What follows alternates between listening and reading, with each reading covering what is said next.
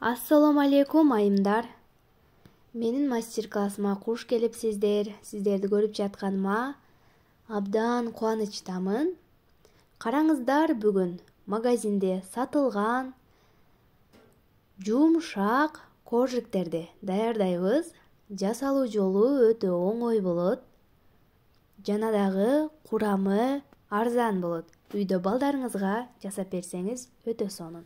Бизге эң алгач эмнелер керектелет? Бул жерде кумшекер, сары май, сливочное масло алдым мен магазинден, жумуртка, чай кашык сода, азыраак сүт. Мен бардык граммдарды төмөнгө жазып коем. Сөз түрдө таразага тартып, андан соң колдонуңуздар. Ондун үстүнө сода жана дагы бир чай кашык, жарым чай кашык эле дрожь салып коебуз. Андан соң чуңкур идишибизге сүт менен кумшекерди аралаштырабыз. Отко коюп, азыраак эле от жандырабыз. Плитаңыздарды 1ге же 2ге коюп койсоңуздар болот.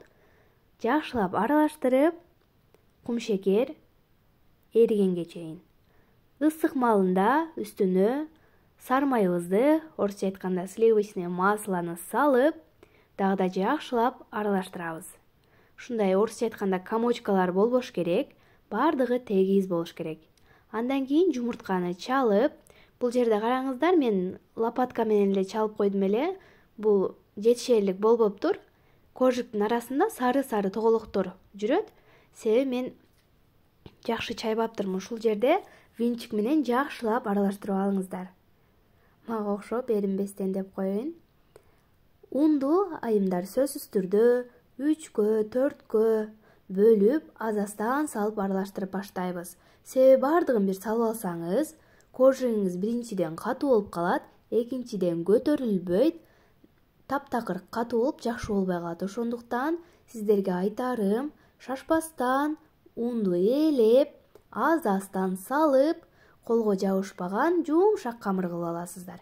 Караңыздар, ушундай болуш керек. Колго таптакыр жабышпайт, бирок өтө жумшак. Эми өтө жумшак дегенде агып кетпейт да. Холодильникке салып коебуз жарым саатка. Эми үстүнө сүртмөсүн даярдайбыз. Ал үчүн жумуртканын сарысына азыраак сүт кошуп коебуз. 1 чай кашык эле сүт кошсоңуздар жетиштүү болот. Эми алабыз дагы кожиктерди жайып баштайбыз. Эгерде жука жайсаңыздар, печенье сыяктуу болуп калат. Ошол себептен этият болуңуздар. 2 миллиметрдей, мына видеодо көрсөтүлгөндөй кылып эле жайсаңыздар болот. Өтө жука кылып алсаңыздар катуу болуп калат. Мен ушундай идиш колдондум. Атайын кожиктердин формаларын чыгарчу формалар бар. Кааласаңыздар ошону да колдонсоңуздар болот. Бул жерде 6 кожик болду. Сүртмөсүн сыртына сүртүп, тегиз сүрткөнгө аракет кылыңыздар. Анан ушундай вилка менен эле узорлор түшүрүп койдум. Албетте каалооңузга жараша. Бул дагы өтө сонун көрүнөт. Эми духовкага салып, жакшылап бышырып алабыз. Өтө көп кармап туруунун да кереги жок.